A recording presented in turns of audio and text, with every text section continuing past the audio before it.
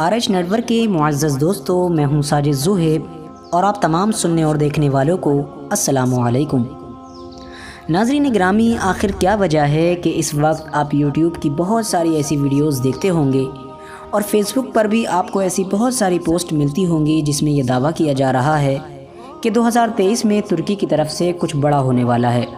لہٰذا آخر کیا وجہ ہے کہ 2023 کا اتنا چرچا ہے، 2023 میں ترکی کیا کرنے والا ہے، اور 2023 سے تمام بڑے بڑے اسلامی دشمن ملک جو اندرونی طور پر اسلام سے دشمنی رکھتے ہیں، بغض رکھتے ہیں، وہ 2023 سے کیوں خوفزدہ ہیں، کیوں اتنا ڈر رہے ہیں، اور کیا وجہ ہے کہ ترکی کے جو صدر ہیں یعنی پریزیڈنٹ آف ترکی رجب طیب اردگان، وہ اکثر اپنی تقریروں میں کہا کرتے ہیں کہ 2023 کے بعد ترکی پہلا جیسا نہیں رہے گا۔ آخر کیا ہوگا کہ ترکی پہلے جیسا نہیں رہے گا؟ کیا بدلاؤ آئے گا؟ کیا وجہ ہے کہ لوگ یہ دعویٰ کر رہے ہیں کہ آنے والے 4-5 سالوں میں دنیا میں بہت کچھ تبدیل ہونے والا ہے؟ لہٰذا ان تمام چیزوں کے بارے میں آج کی اس ویڈیو میں ہم آپ کو بتائیں گے۔ ویڈیو شروع کرنے سے پہلے آپ سے بس میری ایک چھوٹی سی گزارش ہے کہ اگر آپ ہمارے چینل پر نئے آئے ہیں تو چینل کو سبسکرائب کرتے ہوئے پاس ہی میں بیل آئیکن کو بھی ضرور دبا دیں تاکہ اسی طرح کی نالجبل ویڈیوز کا یہ سلسلہ جاری رکھا جا سکے۔ ناظرین گرامی، ہماری حوصلہ افزائی کے لیے ہماری ویڈیو کو بھی ہمیشہ ضرور لائک کیا کیجیے۔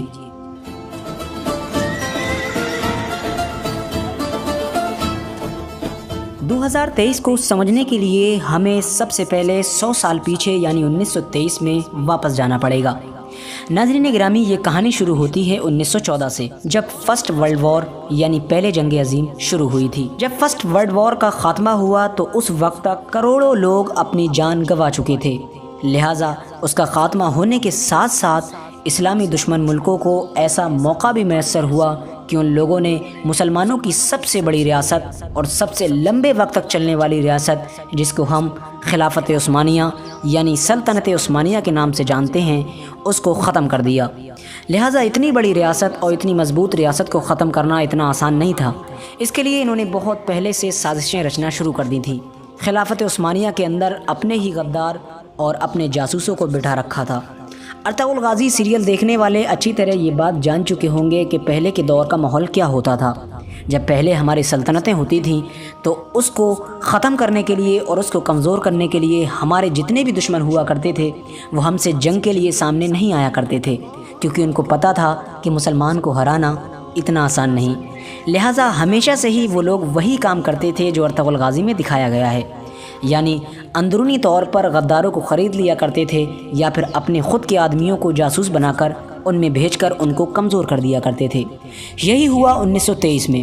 1923 میں ترکی کے ہی لوگوں نے غداریاں کی اور ان کے جو نام نہاد جاسوس بھرے ہوئے تھے عیسائی اور یہودیوں لوگوں کے، ان لوگوں نے بھی اپنی چال بازی جاری رکھی، جس کی وجہ سے 1923 میں خلافت عثمانیہ کمزور ہوئی اور نتیجتاً ان لوگوں کو وہ موقع مل ہی گیا جس کا ان کو برسوں سے انتظار تھا۔ لہٰذا ان لوگوں نے ترکی کے کمزور ہونے پر اس کے سامنے یہ شرط رکھ دی کہ اگر ترکی اپنی سلامتی چاہتا ہے تو ہم جو کہتے ہیں اسے ماننے کے لیے تیار ہو جائے۔ لہٰذا ترکی کے پاس بھی سوائے سر جھکانے کے علاوہ کوئی چارہ نہیں تھا۔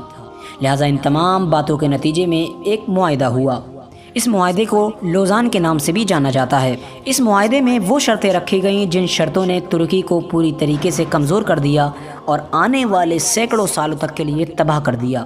لہٰذا اگر ہم دوسرے لفظوں میں کہیں تو اسلامی تمام دشمن ملکوں نے ترکی کو اس معاہدے کے ذریعے سے، ان تمام شرطوں کے ذریعے سے پورے 100 سالوں کے لیے ایک کونے میں باندھ کر پھینک دیا۔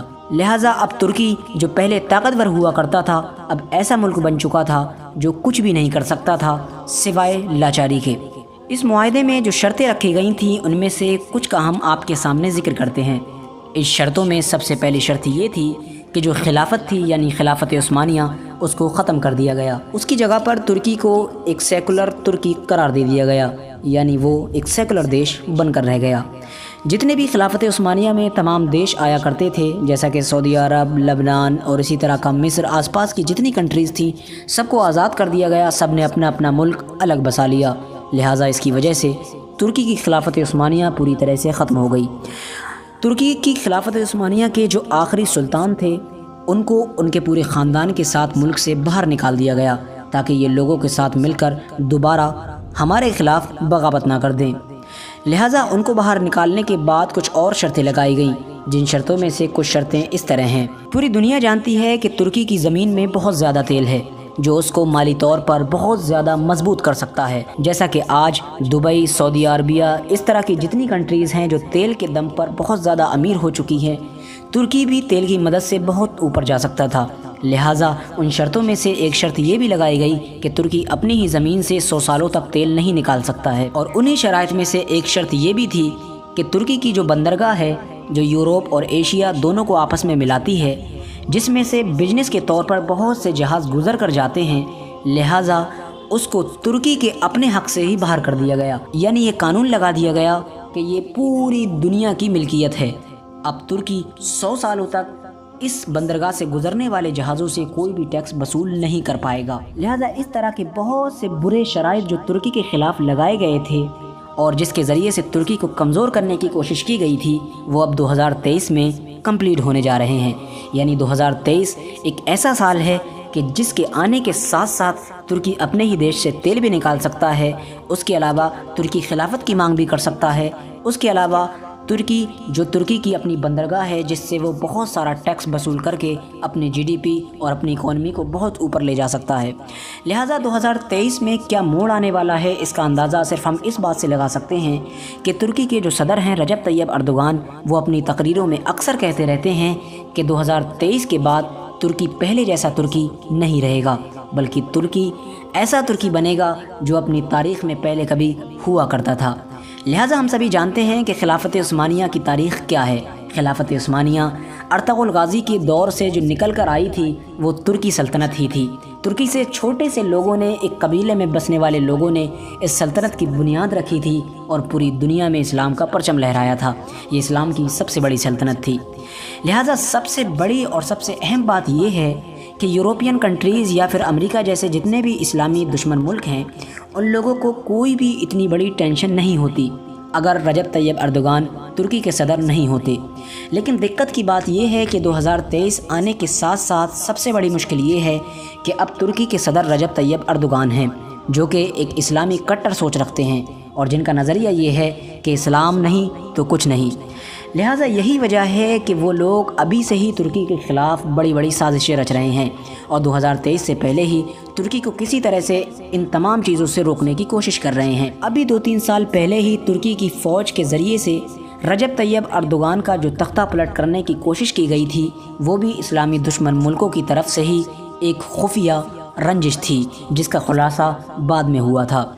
लिहाजा ये कहना बिल्कुल मुमकिन नहीं है कि 2023 के बाद क्या होगा या क्या नहीं होगा, लेकिन इतना ज़रूर कह सकते हैं कि यकीनन 2023 के बाद तुर्की पहले जैसा तुर्की बिल्कुल नहीं रहेगा। यकीनन बहुत कुछ बदलाव आएंगे। आज के लिए बस इतना ही। वीडियो पसंद आने पर अपने दोस्तों, अहबाब और रिश्तेदारों के साथ ज़रूर शेयर करें। अस्सलामु अलैकुम वरहमतुल्लाहि वबरकातुहू। अल्लाह हाफ़िज़।